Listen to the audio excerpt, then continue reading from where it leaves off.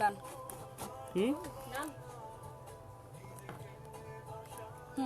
ওকে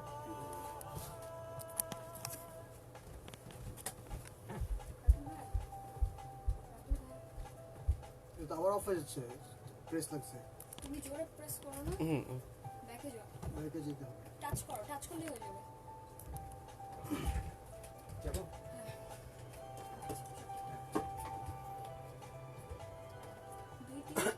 দুই তিন চার।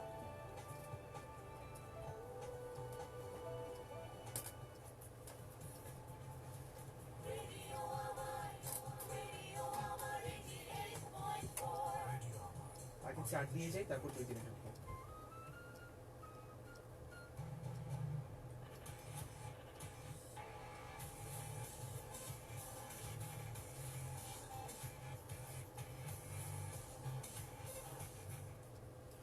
Alright dear friends, you are listening to Radio Hour 88.4 FM. Well, already ঘোষণা দিয়ে দিয়েছি, মিডিয়া গসিপ কিন্তু শুরু হয়ে গেছে। সাথে আছে রাতুল আরিয়ান এবং সাথে আছে এবং সাথে মৌ রয়েছে। আপনাদের সাথে থাকবো ঠিক রাত 11টা পর্যন্ত মিডিয়া গসিপ নিয়ে। এবং আমাদের সাথে কিন্তু আমরা বলেছিলাম যে লাস্ট লিংকে যা শেষ করার আগে যে পরের লিংকে আমরা গেস্টদের নিয়ে ফিরবো। ইয়েস, আমরা কিন্তু গেস্টদের নিয়ে ফিরেছি এবং আমরা কিন্তু ফেসবুক লাইভে রয়েছে ঠিক এই মুহূর্তে। সো আপনি যদি আমাদের ফেসবুকের অফিসিয়াল ভেরিফাইড পেজে চলে যান তাহলে কিন্তু আপনি আমাদেরকে দেখতেও পাচ্ছেন, শুনতেও পাচ্ছেন, রাইট? ওকে, সো যদি কেউ ফেসবুক লাইভে দেখতে চায় তাহলে কি করতে হবে সেটা বলে দাও। তাকে অবশ্যই www.radiohour.com অবশ্যই আমার লিখতে দুটো এ ব্যবহার করতে হবে এবং আপনি কিন্তু পেয়ে যাবেন রেডিও আমারের অফিসিয়াল ভেরিফাইড ফেসবুক পেজ এবং সেখানে গেলেই কিন্তু আমাদেরকে দেখতে পাচ্ছেন। ওয়েল, আমরা আগেই ঘোষণা করেছি আজকে কিন্তু আমরা দুটো নাটক নিয়ে কথা বলবো। একটা হচ্ছে বেট্রে এবং আরেকটা হচ্ছে প্রেমের 144 ধারা। সো ইন শর্ট আমি বলে দিচ্ছি, বেট্রে নাটকে ডিরেকশন দিয়েছেন হচ্ছে মনন আসাদ ভাই, রাইটার হচ্ছে রিজওয়ান খান, আর্টিস্ট হিসেবে আছে আমাদের সাথে আনিসুর রহমান মিলন ভাই, এতে অভিনয় করেছেন নাদিয়া আহমেদ, FS নাইম, অহনা আলভি, সাইদ বাবু, আবুল হায়াত, সাথে ছিলেন চিত্রলেখা গুহ, সাবিরি আলম, অবিদ রেহান, টুটুল চৌধুরী, মুকুল সিরাজ, সাজু আহমেদ প্রমুখ ছিলেন। সো অলরেডি আমাদের স্টুডিওতে কিন্তু টিম এসেছেন, বেট্রে টিম। সো আজকে আমাদের সাথে স্টুডিওতে আছেন সুমন আচার্য ভাইয়া, আছেন আমাদের সাথে মনন আসাদ ভাইয়া, আছেন অভিদ রেহান ভাই, আছে আমাদের সাথে প্রেম, আছে আমাদের সাথে নবনী। সো নবনী আপুকে আপনারা সবাই চেনেন। সো নবনী আপুর পরিচয়টা আসলে নবনী আপুকে দিয়ে আমি শুরু করছি। নবনী আপু, সো আপনাকে সবাই কেন চেনে রেডিও আমারে, ওয়াই? সানডে নাইটের বরিশালের মানুষ, আমি অবশ্যই আমাকে চিনবে। ওকে, সো আমাকে না চেনার কোনো কারণ নাই, নবনী আপু এই জন্য এত পরিচিত। আচ্ছা, কি করছেন আপনি এই নাটকে? কোন নাটক? নাটক আমি কিন্তু আমার রেডিওর কথা বলছি। না না না, আমি আচ্ছা। বলছি যে এই নাটকে কি করছেন? আমি ওদের কাছে যাচ্ছি, আমি আপনার কাছে আসতে চাই। এই নাটকে একটা ক্যারেক্টার উনি প্লে করছে। Okay. হ্যাঁ, ক্যারেক্টারটা হচ্ছে উনি ভিলেন টিলেন নাকি? না, জার্নালিস্ট ছিল। আচ্ছা, ওকে। আমি চাই যে গভীরভাবে চাই যে আপু একটা নাটকে অভিনয় করুন যেখানে তার মানে ক্যারেক্টার হবে যে হেড শেফ, খুব ভালো রান্না করে। এটা আপুর একটা সিক্রেট। এইটা আবার কি বললা তুমি? হ্যাঁ হ্যাঁ হ্যাঁ হ্যাঁ হ্যাঁ, আপুর হাতে রান্না খেয়ে আমরা কিন্তু খাই নাই। দুর্দান্ত। হ্যাঁ, এই যে আমি কিন্তু শেয়ার করে দিলাম। এখন কিন্তু আমরা খাই নাই। আর তুমি আমাদের আমাকে অভিজ্ঞতা নেই। রান্নার ব্যাপারটাও এখানে প্রকাশ করে দিলা। ওকে, হ্যাঁ, ও, না আমি তো আচ্ছা। ভালো কথা বলছি, তাই না? Yeah. না, এবং ভালো গুণ সবার আসলে প্রকাশ হওয়া উচিত। ঠিক আছে, ওকে, আমাদের সাথে আছে মনন ভাই। সো মনন আসাদ ভাই, আমি আসলে প্রথমত জানতে চাই যে বেট্রে নাটকটা, why the name is betray, মানে এটা কাহিনীটা কি? মানে শুনলে কেমন যেন মনে হচ্ছে ধোঁকাবাজি, মানে এটা কি মানে ভালোবাসার প্রতি ধোঁকাবাজি, আর এর বাইরেও কোনো কিছু আছে? বিট্রে আসলে আমরা এটার নাম রাখতে চেয়েছিলাম হচ্ছে গিয়ে নীলকণ্ঠ, ওকে, কিন্তু নীলকণ্ঠটা এই প্রজন্মের কাছে অত পরিচিত নাম না। Okay. এবং অনেকে এটার মর্মার্থ ঠিক বুঝবে না বোধহয়, সেজন্য এটার নাম রাখা ইংলিশে বিট্রে। বেট্রে, ওকে, আর বিট্রে হচ্ছে এখন তো বলতে গেলে আমরা আসলে সবাই মুখোশ করে চলি, রাইট, তাই না? এখানেও যে কথা বলছি এটাও কিন্তু কিছুটা মুখোশের আড়ালে থেকে কথা বলছি, রাইট, কারণ বাস্তবতা কিন্তু আমরা যা আসলে তা প্লে করতে পারি না, এই সমাজে চলেও না। রাইট, তো এরকম সব সেক্টরেই হয়। ওকে, এটার উপর ভিত্তি করে এটার নাম রাখা হচ্ছে বিট্রে। আর গল্পের কাহিনী যদি বলি, গল্পের কাহিনী হচ্ছে গিয়ে আমাদের মিডিয়া নিয়েই। ওকে, আমাদের মিডিয়াতে যারা জার্নালিস্ট আছেন, জার্নালিস্টরা অহরহ হত্যার শিকার হচ্ছে, রাইট, এবং এটা করছে কিন্তু আমাদের সমাজেরই সেই বড় বড় লেভেলের যাদেরকে আমরা আন্ডারগ্রাউন্ড ডন বলতে পারি, রাইট, তারা এরাই কিন্তু আবার আমাদের দেশ পরিচালনা করে, তাই না? তো এরকমই মুখোশধারী কিছু লোকদের নিয়ে এই গল্পটা গাচ্ছে, ওকে, একটা সাংবাদিক হত্যা দিয়ে। ওকে। আর ওই সাংবাদিক ক্যারেক্টারটা করছে হচ্ছে গিয়ে মিলন ভাই, আনিসুর রহমান মিলন ভাই। আচ্ছা আর ডন ক্যারেক্টারটা আমরা নিয়েছিলাম মিজু আহমেদকে, ওকে কিন্তু ultimately is no more. Okay so আমি যে কোশ্চেনটা করতে চাই যে আপনি যখন মানে যেহেতু নাটকটা বানান, যখন ক্যারেক্টারগুলো সিলেক্ট করেন তখন আপনার মাথায় কি আসে যে উনি কেন এই ক্যারেক্টারটা করলে ভালো হবে বা এই ক্যারেক্টার করলে কেন কেন এই জিনিসটা কিভাবে মাথায় আসে? আচ্ছা, মাথায় আসে হচ্ছে প্রথমে তো ক্যারেক্টারটা আমরা ধারণ করি আগে। রাইট যদি স্ক্রিপ্ট আমার নাও হয়, আমি তো এই স্ক্রিপ্টটা 10 বার পড়ি, এরপর প্রতিটা ক্যারেক্টার আত্মস্থ করি। রাইট আর আমার সবচেয়ে বড় শিক্ষা হচ্ছে আমার সমাজ। আমি আমার সমাজ থেকে শিখি প্রতিটা ক্যারেক্টার কারা কেমন কি করে, এগুলো আমি প্রচুর রিসার্চ করি। Right. এবং আমি যদি রাস্তায় বের হই, সব ক্যারেক্টার সব মানুষকে খেয়াল করি। সাপোজ অবিদ রেহান ভাই আছে এখানে, উনি একজন গুণী অভিনেতা। এবং আমরা যদি আর্টিস্ট বলি, ইন্ডাস্ট্রিতে তো অনেক আর্টিস্ট আছে, স্টার আছে, কিন্তু যদি আর্টিস্ট বলি, আর্টিস্টের মধ্যে অবিদ ভাই একজন। এক্স্যাক্টলি এবং অ্যাক্টর। অবিদ ভাইয়ের একটা কথা আমি না বললেই নয়, অবিদ ভাইয়ের সাথে আমার কাজের এত বেশি আগ্রহ ছিল হচ্ছে গিয়ে তার একটা নাটক দেখে, আরো জালি মাতুব্বর। একটা নাটক 1.5 ঘন্টা, সে একা একটা আর্টিস্ট একটা স্টেজে প্লে করে 700-800 অডিয়েন্সের সামনে, একটানা 1.5 ঘন্টা, এবং ছোট থেকে আরো জালি মাতুব্বরের মৃত্যু পর্যন্ত। ওকে তো এটা দেখার পরে আমি তার ফ্যান হয়ে যাই। দেন তখন থেকে আমি আমার সব কাজে অভিধিকে রাখার চেষ্টা করি। এরকম আরো কিছু আর্টিস্ট আছে, মিলন ভাই আর্টিস্ট, নাদিয়া আহমেদ আর্টিস্ট। আমি স্টারদেরকে বাধ্য না হলে নেই না। ওকে সো আমার ক্যারেক্টার অনুযায়ী আমি আগেই চেষ্টা করি আমার থিয়েটারের কে আছে তাকে নিতে, ওকে এবং তাদেরকে নক করি যারা অ্যাকচুয়ালি আর্টিস্ট। সো একটা জিনিস আমরা মনন ভাইয়ের কথাই কিন্তু ক্লিয়ার মন, যে সেটা হচ্ছে যে স্টার মানে কিন্তু আর্টিস্ট না। Exactly. ঠিক আছে সো আমরা মনন ভাইয়ের কথায় আমরা অভিজ রেহান ভাইয়ের কাছে যেতে চাই যে মানে আমি এই মনন ভাইয়ের সাথে পুরোপুরি একমত যে ভাইয়া যেটা হচ্ছে একটা পুরোপুরি মেথড আর্টিস্ট যাকে আসলে আমরা Yeah. বলতে পারি, যে হয়তো সে নিজেকে হচ্ছে স্টার দাবি করে না, বাট অ্যাক্টিংটা আমরা তার কাছে পুরোপুরি পাই। সো আমি আসলে রেহান ভাইয়ের কাছে যেটা জানতে চাই সেটা হচ্ছে মানে না, তবে অভিদ ভাই কিন্তু স্টার।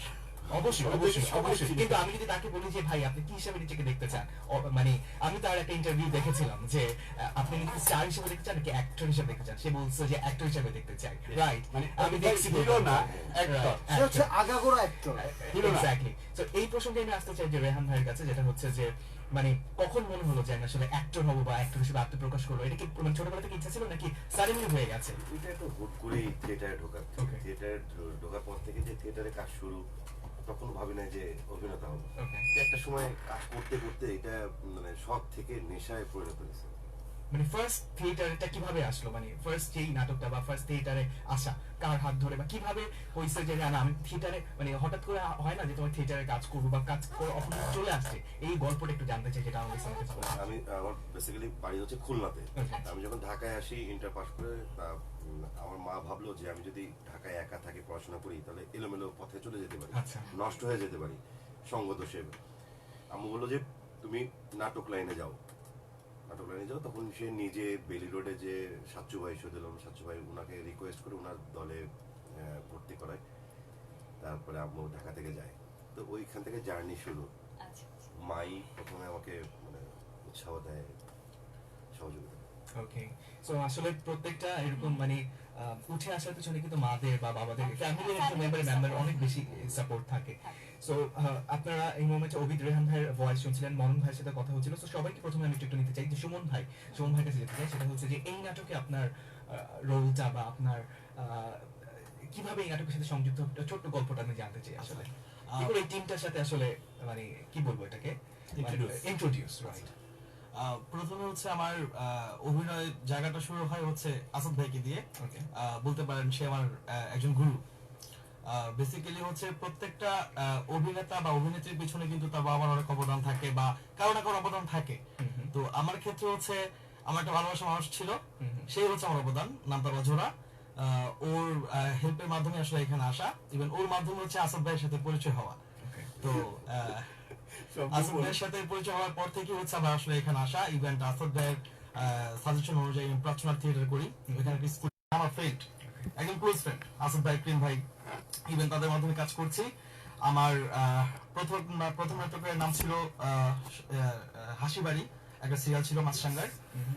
তারপর আস্তে আস্তে আস্তে আস্তে করতে করতে আমি প্রায় সহজ মানুষ আরো আরো অনেকগুলো সিরিয়াল করি, তারপর বিট্রেল করছি, তারপর সহযাত্রী, ঘুমটা, আরো এরকম অনেক সিরিয়াল আসলে করেছি। এখন মনে মনে আসলে কতগুলো কাজ করে হয়েছে। আচ্ছা, এত ব্রেনের উপর প্রেসার না দিই, যেটা জিজ্ঞেস করতে সেটা হচ্ছে মানে যখন নাটকে ফার্স্ট, আমি একটু ইনফর্মাল, ঠিক আছে, সো একটু ইনফর্মাল ওয়েতেই যাই। তো সেটা হচ্ছে যখন ফার্স্টে অ্যাক্টিং করি, ঠিক আছে, এবং অ্যাক্টিং এ যখন মানে আবিদ ভাইদের মতো বড় বড় অ্যাক্টররা থাকে, তখন কি মানে একটু ভয় কি লাগছে ফার্স্ট যখন মানে স্টেজে আমি, বা ফার্স্ট যখন নাটক একটু ভয় কি লাগছে যখন আসাদ ভাইয়ের সাথে কাজ করতেছি, তারপর হচ্ছে প্রেম ভাইয়ের সাথে কাজ করতেছি, খুব ভয় কি লাগছে?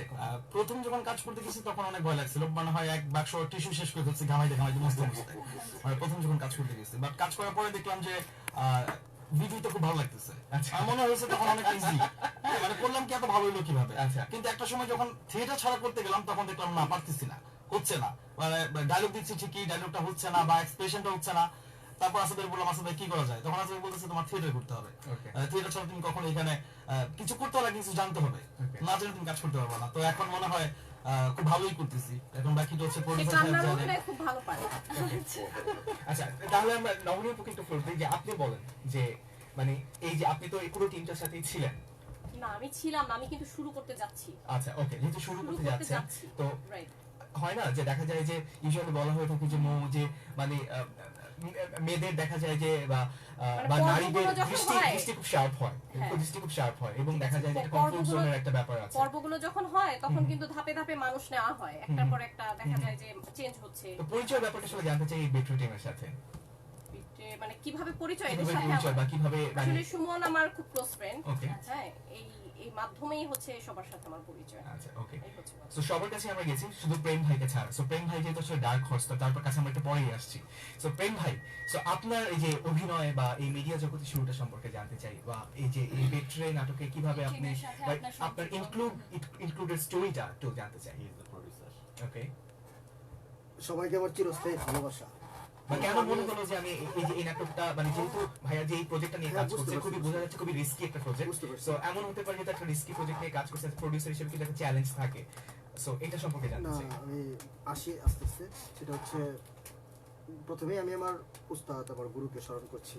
ওনার নাম সুভাষ দত্ত, উনি নাই, 2012-তে উনি চলে গেছেন। তো আমাকে এই লাইনে বেসিক্যালি নিয়ে আসছেন সুভাষ দত্ত দাদু। আমার সাথে অ্যাসিস্ট্যান্ট ডিরেক্টর হিসেবে কাজ করতাম, আরও অনেকগুলো মুভিতে অ্যাসিস্ট্যান্ট ডিরেক্টর হিসেবে কাজ করছি। এরপরে কোনো এক সময় হঠাৎ করে আমি 2005-এর দিকে আমি একটা নাটক প্রডিউস করে ফেলি আর কি। নাটকের নাম ছিল নীল চাঁদোয়া। তো যখন বাংলা ভিশন প্রথম আসে, তখন আসার মানে অনিয়ারে আসে আর কি। তার 3 মাস পরেই আমার নাটকটা অনিয়ার হয় আর কি। তারপর অনেকগুলো কাজ করা হয়ে গেছে। এর মাঝে আসাদ ভাইয়ের সাথে আমার পরিচয় হইলো। আসাদ ভাই দেখলাম যে আসলে সে খুব ডেডিকেটেড মানুষ, হ্যাঁ, মানে আলটিমেট মেকার। তো সে মানে একটা জিনিস করবে, আজকে শুটে যাবে, তার ওই যে খুব তাড়াহুড়া নাই, খুব স্মুথলি আস্তে আস্তে কাজ করে, কিন্তু খুব সুন্দর করে কাজ করে, খুব যত্ন করে কাজ করে আর কি। তো ওইভাবে আমার আসাদ ভাই আমাদের ওই প্রজেক্টগুলারই ছিল, চিফ অ্যাসিস্ট্যান্ট ডিরেক্টর ছিল বেসিক্যালি আর কি। মানে কাইসার আহমেদ ছিল পরিচালক, উনি ছিল চিফ অ্যাসিস্ট্যান্ট ডিরেক্টর সহযোগী পরিচালক। মানে অ্যাসিস্ট্যান্ট বলতে আমরা বোঝাই হচ্ছে ডিরেক্টর না থাকলে তখন যেই মানে ওনারা শুট করতে পারে আর কি, এই আর কি, একজন সহযোগী লাগে আর কি। ওইভাবে আসাদ ভাইয়ের সাথে কাজ করা। এরপরে দেখলাম যে আসাদ ভাই খুব ভালো কাজ করে। আসাদ ভাইয়ের এর আগেও একটা প্রজেক্ট করার কথা ছিল আমার, সহযাত্রী নাম, কিন্তু আলটিমেট কেন জানি আমার খামখেয়ালিপনার কারণেই ওই প্রজেক্টটা প্রায় 140 পর্ব মতো জানি গেছিল বাংলা ভিশনে। তো ওই প্রজেক্টটা হ্যাঁ 145। তো ওই প্রজেক্টটাতে আমার খামখেয়ালির কারণে আসাদ ভাইকে আর মানে ওইভাবে কাজ করে নাই, অ্যাসোসিয়েট ডিরেক্টর হিসেবে ছিল আর কি, ডিরেক্টর হিসেবে ছিল না। তো আলটিমেট পুরো প্রজেক্টটা শেষ করছে উনি। দেখলাম যে তার কাজের ধরন সবকিছু প্যাটার্ন মিলে টোটালি আলাদা। আমার কাছে খুব ভালো লাগলো। আর সে একজন মেকারের চেয়ে সবচেয়ে বেশি যে ইম্পর্টেন্ট, মানে সে আমার খুব ক্লোজ পার্সন, মিডিয়াতে আমার সবচেয়ে ক্লোজ পার্সন। তো তারপরে এমনি এমনি বিট্রেটাই আসলে এটা একটা সিরিয়াল, এই সিরিয়ালটা আসাদ ভাই শুরু করে। এটার মনে হয় যে কত 10-15-20 পর্ব মতো মনে করা আছে প্রজেক্টটা। এটা আমরা অন ইয়ারে যাবে, এখন হচ্ছে এটা আমরা নতুন করে আবার শুটিং এ নামবো। আরেকটা প্রজেক্ট আমরা স্ক্রিপ্টিং করে রাখছি, স্ক্রিপ্ট কমপ্লিট করা, কি জানি না ওটা, অন্তর্জমি অন্তর্জমি, আহমেদ শাহাবুদ্দিন। আহমেদ শাহাবুদ্দিনের গল্প। তো মোটামুটি এইভাবে আস্তে আস্তে আসাদ ভাই আগে যাচ্ছে, আমি যতটুকু হেল্প মানে করা যায় নিজের চেষ্টা করি। আর এদিক দিয়ে সুমনের কথা বললে ওই যে একটা কথা বলতে হয় যে কোনো আর্টিস্টকে নিতে গেলে প্রত্যেকটা প্রডিউসার প্রত্যেকটা ডিরেক্টরের চিন্তা করে যে তাকে বলবো কিনা, তাকে মানে সে কাজ করবে কিনা, তাকে আমি বলবো আমি ছোট হব কিনা, সে যদি কালকে না করতে পারে। সুমনের ব্যাপারে আমার কোনো আলাদা কোনো কিছু নাই। সুমনকে আমি আমার লাগছে ফোন দিয়েছি, সুমন কালকে সকালে চলে আসতে হবে, কালকে সকালে রেডি। মানে সে হচ্ছে আমার Dedicated. ভাই, সে হচ্ছে আমার ভাই। হ্যাঁ, মানে ওকে আমি আমার কোনো কাজে ইনভলভ করানোর জন্য আমার তাকে আলাদা করে কোনো Think করতে হয় না। চিন্তা করতে হয় না আমার। হ্যাঁ, এরপরে অবিদ ভাই সুমনের বিষয়টা আসলে সুমনও অনেকগুলো কাজ করছে আমাদের সাথে। এরপরে অবিদ ভাই যেটা বললো আসাদ ভাই, উনি হচ্ছে আগাগোড়া অ্যাক্টর, হ্যাঁ, আলটিমেট অ্যাক্টর। ওনাকে আপনি যেই সিকোয়েন্সগুলা, যেই ক্যারেক্টারগুলা, ওই আমাদের স্টার আর্টিস্ট আছে কিছু, মানে ফেসবুক স্টার, তারপর একটু YouTube দেখালো টিকটক স্টার, ইউটিউব স্টার, ভালো বলছে। এটা আমাকে সুমন একটু আগে দেখালো TikTok কি। আমি জানি না, আমার ফেসবুক ডিঅ্যাক্টিভেট করা, আমি ফেসবুক চালাই না এখন। তো ওই ওসব আর্টিস্টে নিলে আমাদেরকে অনেক চিন্তা করতে হয় এবং ওরা কাজ করতে পারে না, ওই না, জিনিসটা সুমন ডেলিভারি দিতে কিন্তু পারে না। TikTok star.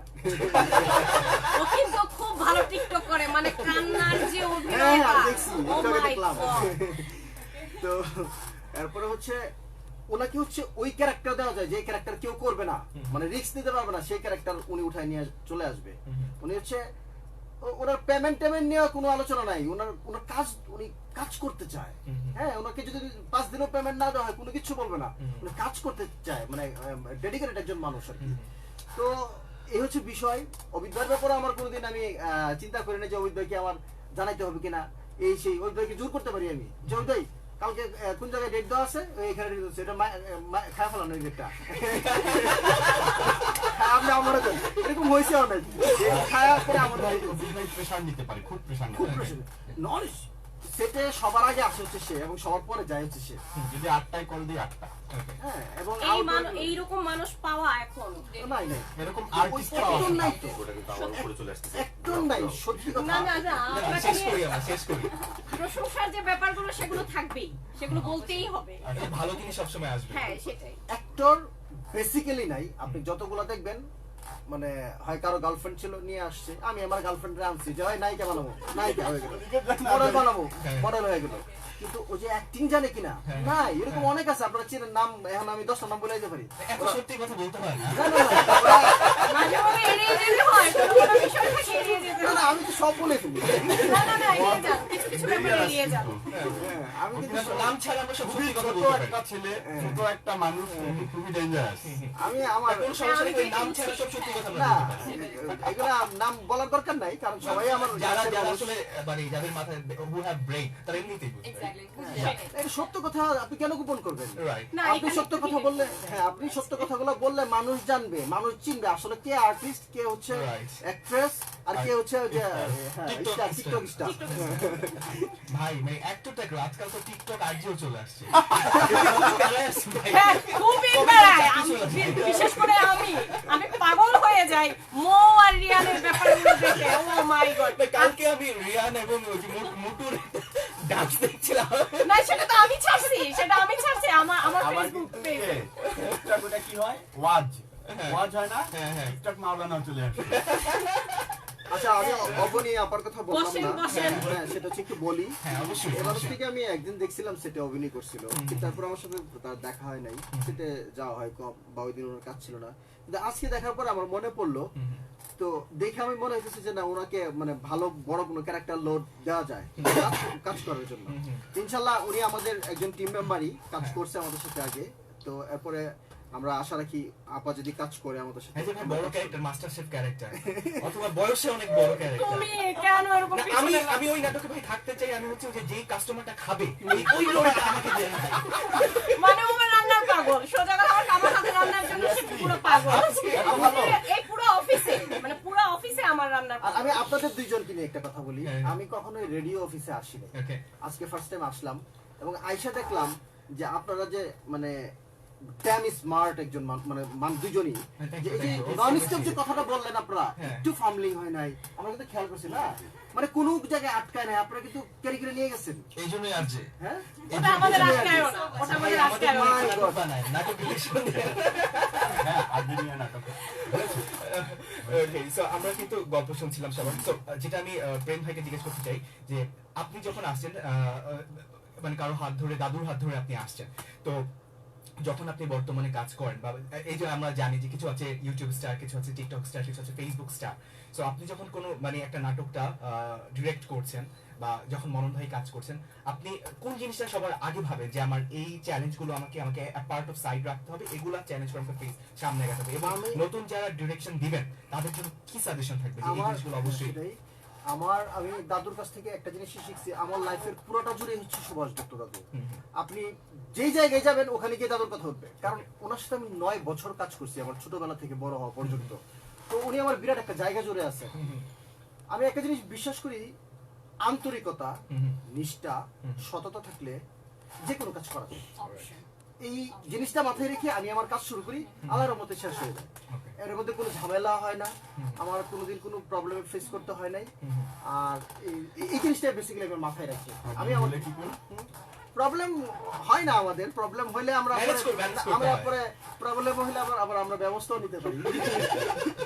আচ্ছা আমরা তাহলে এবার হচ্ছে বিট্রের ক্যামেরার কিছু গল্প শুনতে চাই আমরা। মানে ক্যামেরার পিছনে কিছু গল্প। বিট্রেটা হচ্ছে তখন মানে আমাদের সহযাত্রীর কাজ চলতেছে, ইয়া সহযাত্রীর কাজ চলতেছে, হঠাৎ করে আমার মাথায় আসলো মানে মানে সহযাত্রী অনিয়ার হচ্ছে আর কি, তখন হঠাৎ করে আমাকে রেজন ভাই বললো যে প্রেম, রেজন ভাই হচ্ছে স্ক্রিপ্ট রাইটার, হ্যাঁ রেজওয়ান খান, রেজওয়ান খান হচ্ছে স্ক্রিপ্ট রাইটার, হঠাৎ করে আমাকে বললো যে প্রেম একটা আমার খুব কাছের মানুষ আর কি, আর ওই কাইসার আহমেদ, রেজওয়ান খান ওরা একসাথে কাজ করে। আরেকটা জিনিস বলে নেই, আমার দেখা আজ পর্যন্ত মানে আপনার হাজবেন্ড ওয়াইফ না মেকার আর কি, যেটা হচ্ছে নির্মাতা বলতে গেলে আপনার হচ্ছে মানে পিওর টেকনিশিয়ান, যেখানে আপনি এক ফোঁটা ফালাইতে পারবেন না, সে হচ্ছে কাইসার আহমেদ, সে হচ্ছে পিওর টেকনিশিয়ান, হ্যাঁ তার কোনো খাদ নাই, সে এত বেশি এক্সপার্ট কাজ করতে করতে। তো ওইটাতে উনিও ছিল কাজ, কাইসার আহমেদ কাজ করছে। তো রেজওয়ান ভাই আমাকে হঠাৎ করে একদিন বললো যে প্রেম একটা গল্প লিখছি, কি গল্প, তো তুমি আমাকে সময় দাও, যে বসলাম শুটিং স্পটে বসলাম, আমাকে গল্প বললো, আমরা ডান রেডি করেন, শুটিং শুরু করেন। শুটিং শুরু হচ্ছে না, মানে উনি স্ক্রিপ্ট লিখে ফেলছে, তো 10-15 দিন বা মাসখানেক চলে গেছে, কারো আর্টিস্টের শিডিউল মিলা একটু প্রবলেম ছিল। পরে আমরা শিডিউল ম্যানেজ করে সহযাত্রী শুটিং এ কি আমরা বিক্রি শুরু করলাম। সহযাত্রীর তখন রানিং ছিল বাংলাদেশের সিরিয়ালটা, রানিং ছিল, গ্যাপেই আমরা টানা 8-10 দিনের একটা ডেট নিয়ে নিলাম, মনে হয় 10-12 দিনের ডেট নিয়ে আমরা ওই দিন প্রথম শুটিং করলাম, কাকে নিয়ে জানি, এই যে হায়াত আঙ্কেল ছিল, চিত্রাদি ছিল, নাদিয়া আহমেদ, মিলন ভাই, সাইদ বাবু ছিল, নাইম ভাই ছিল, আলভি ছিল, অহনা ছিল, ওই দিন ছিল না, ফার্স্ট ডেতে ছিল না। আমরা সবাই মিলে একটা মানে হুট করে তো শুটিং শুরু হচ্ছে, একটা ওপেনিং আমি বললাম যে প্রোডাকশন ম্যানেজারকে একটা নিয়ে আসেন, কি বলে পিছনে ব্যানার নিয়ে আসেন লেখা টেখে সুন্দর করে, আয়না কেক টেকাই না, আমরা ওই যে সবাই মিলে প্রায় 8-10 জন আর্টিস্ট আর আমাদের টেকনিশিয়ানরা মিলে একসাথে আমরা ওই ফাঁকি দিয়ে মহরত করে ফেললাম, ওপেনিং করে ফেললাম, কেক কেটে আর কি সুন্দর একটা করে ফেললাম।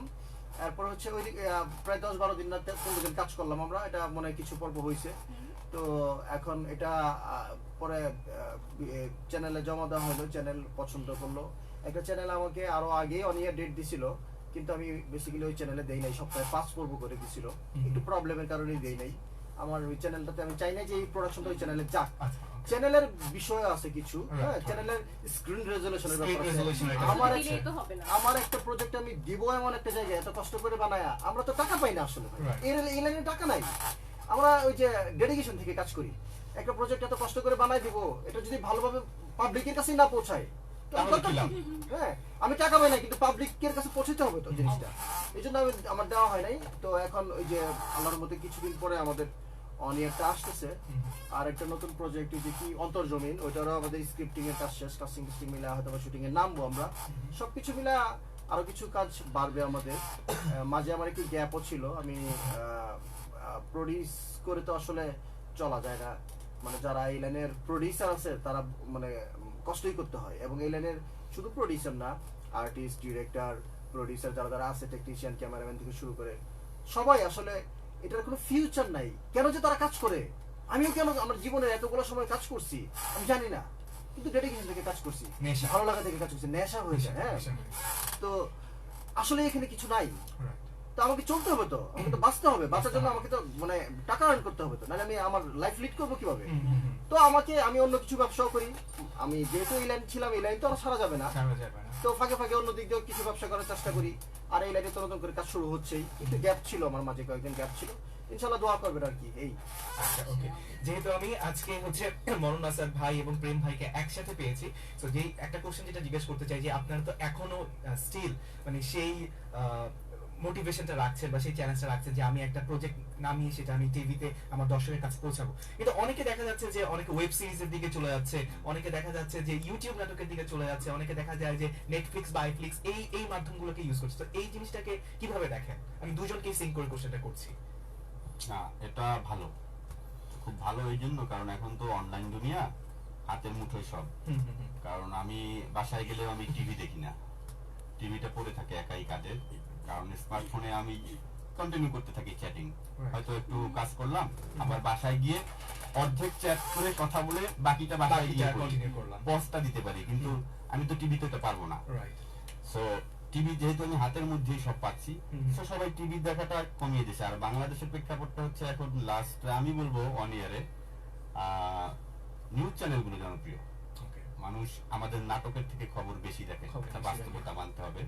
অথচ এক সময় কলকাতা পর্যন্ত বাংলা নাটক দেখতো, এবং বাংলা নাটকের মান ওদের থেকে এখনো ভালো, অনেক গুণ ভালো, এবং এটা হচ্ছে আমাদের আগ্রাসনের কবলে আমরা আছি। না, একটা সময় আমরা দেখতাম যে আমরা যখন ছোট ছিলাম তখন আমরা জাস্ট ইভেন ঈদের নাটকগুলোর জন্য সারা বছর অপেক্ষা করতাম যে না ঈদের সময় এই নাটকগুলো আসবে, সারাদিন কোথাও যাবো না, সারাদিন বসে বসে টিভি দেখবো। এখন দেখা যাচ্ছে এই জিনিসটাও আস্তে আস্তে কমে আসতেছে, প্লাস দেখা যাচ্ছে যে ওই সময় একটা কালচার ছিল যে এই চ্যানেলে এই নাটকটা দেখাবে, এইটার জন্য আমরা 3 দিন আগে থেকে প্ল্যান করতাম যে না পড়াশোনা শেষ করে রাখতে হবে যেন এই নাটকটা পুরো ফ্যামিলি সবাই মিলে যে নাটক দেখা, এই জিনিসটা কিন্তু আস্তে আস্তে অফ হয়ে যাচ্ছে। এবং সেটা কি মনে হয় যে নাটকগুলোর কোয়ালিটি কমে যাচ্ছে, অথবা সেই স্টোরিটা বা সেই গল্পটা আমরা পাচ্ছি না, সেই কারণে কি এরকমটা হতে পারে? এরকম অনেক কিছু লেজেন্ডের নাটক আছে যে আমি আসলে XYZ দিয়ে বলতে, কারণ নাম বলতে চাই না, যে মানে বাবা মা ছেলে সবাই মিলে একসাথে দেখো, জাস্ট এই নাটকটা দেখবো আমরা সবাই, যে কোনো হয়তো কোনো মাসে কোনো সপ্তাহের রবিবার বা কোনো সপ্তাহের মঙ্গলবার এই নাটকটা দেখানো হবে, এই টাইমটা দেখা যেত, সবাই জানতো এবং সবাই ওই মানে পুরো ফ্যামিলি সবাই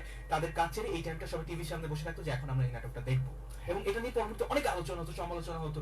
এই জিনিসটা কেন কমে আসতেছে আস্তে আস্তে, কি মনে হয়? ওইটা ছিল হচ্ছে প্যাশন আমাদের, কারণ ওই সময়ে আরো একটা ব্যাপার আছে, তখন অনলাইন ছিল না, ইন্টারনেট ছিল না, চ্যানেল বলতে ছিল শুধুমাত্র বিটিভি, এবং এমন আছে বিটিভিতে কেউ একটা সিকোয়েন্স করলে তাকে রাস্তায় দেখলে যে কোনো মানুষ চিনত। এবং ওই নাটকের সময়ে বাজারের সব দোকানপাট বন্ধ হয়ে যেত যখন নাটক শুরু হতো। আচ্ছা, তো ওই নাটকগুলো আমরা ফ্যামিলি সবাই দেখতাম, কারণ ফ্যামিলি ড্রামাই বেশি হতো এবং বক্তব্যধর্মী। আমার প্যাশন হচ্ছে বক্তব্যধর্মী কাজ করা। একটু আগে অভিক ভাইকে বললাম একটা গল্প নিয়ে যে ভাই বক্তব্যধর্মী, কিন্তু এখন হয়ে গেছে নাটকের মান কমে গেছে, ঠিক আছে, কিন্তু ভালো নাটকও হচ্ছে, অনেক ভালো নাটক হচ্ছে।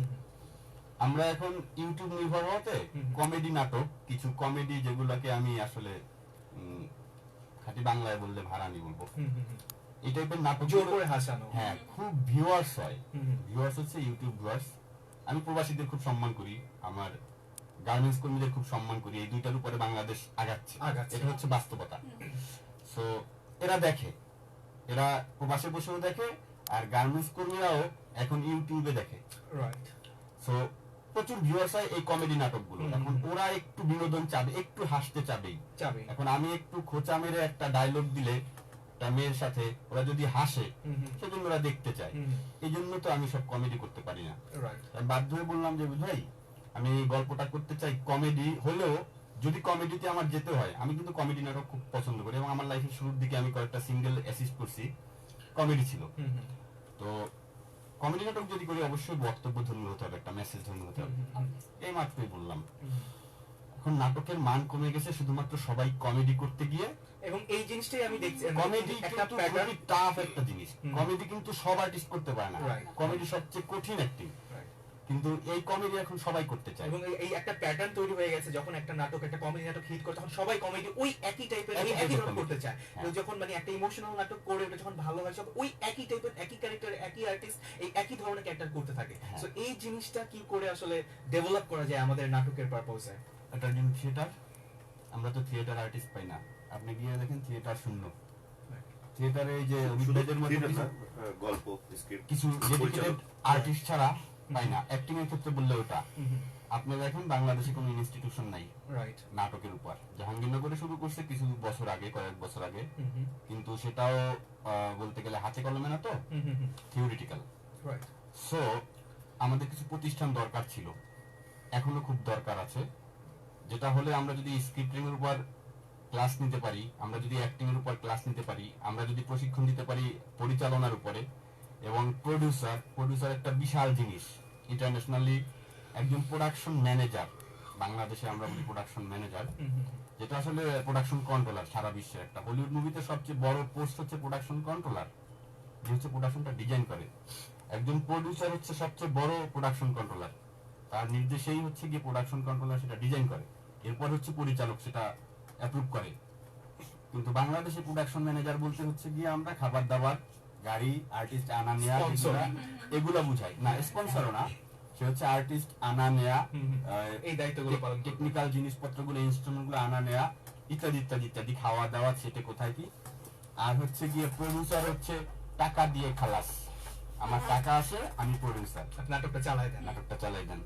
সেক্ষেত্রে প্রেম ব্যতিক্রম, এরকম আরো 8-10 জন আছে ভালো ভালো প্রডিউসার, যাদেরকে আমি চিনি। তারা হচ্ছে গিয়ে সব হ্যান্ডেল করে, এবং একটা নতুন ছেলে ডিরেকশন দিতে আসলেও তাকে প্রচুর হেল্প করে। লোকেশন একটা ফ্যাক্ট, আপনি শুটিং এত গ্যাঞ্জামের জিনিস যে আপনি চাইলেই আপনার নিজের বাসায় আপনি নিজে শুটিং করতে পারবেন না, আপনি যদি পরিচালক হন, ডিরেক্টর হন, কারণ বাসার আর কিছু থাকে না। থাকে না। হ্যাঁ। সো এটা অ্যারেঞ্জ করা সো টাফ। তো অলরাইট। সবকিছু একজন প্রডিউসার করে দিতে পারে, কারণ একজন প্রডিউসার যে আসে তার অনেক আধিপত্য থাকে সব জায়গায়। সো এরকম প্রডিউসার বাংলাদেশে কম আছে। তবে প্রেম এদিক থেকে খুবই হেল্পফুল। আমি যদি এখন পুলিশ প্লাজায় শুটিং করতে চাই, প্রেম সেটা করে দিতে পারবে। আমি যদি এখন ওই একটা থানায় শুট করতে চাই, প্রেম বলবে ওকে ভাই করেন। আমি যদি বলি এখন পুলিশের গাড়ি রাখবে, ওকে ভাই নো প্রবলেম, পুলিশের গাড়ি হাজির। আমি যদি বলি র্যাবের গাড়ি, ওকে ভাই নো প্রবলেম, হাজির। ওকে।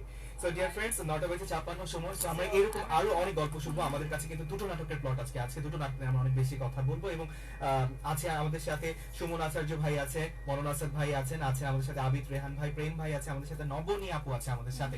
সো এই মোমেন্টে আমরা একটা ব্রেক নেই। ব্রেকে যাব, এন্ড আমরা যখন 10টার পর নতুন একটা আওয়ার ফিরবো, তখন নতুন কিছু চমক নিয়ে ফিরবো। Right. সো আমরা চলে যাচ্ছি ছোট্ট একটা ব্রেকে। 26969 নাম্বারটা কিন্তু খোলা রয়েছে আপনার কাছে, যখন এসএমএস করছেন এসএমএস এর শুরুতে আর এই লিখতে একদমই ভুল করা যাবে না। রেডিও